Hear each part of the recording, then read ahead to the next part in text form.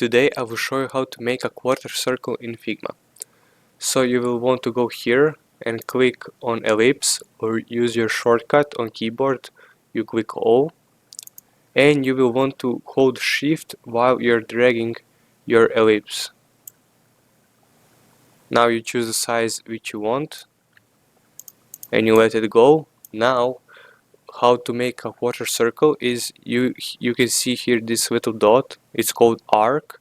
You will hold this and you will sweep this circle to whichever half you want. So for example, here we have here 3/4 of the circle, here we have half of the circle, and here we have a quarter of the circle.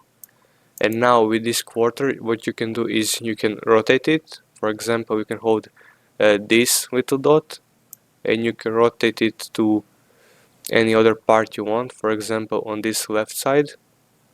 And also what you can do is you can hold this little dot in the middle of these two and you can drag it down and you can make your quarter circle to look like this.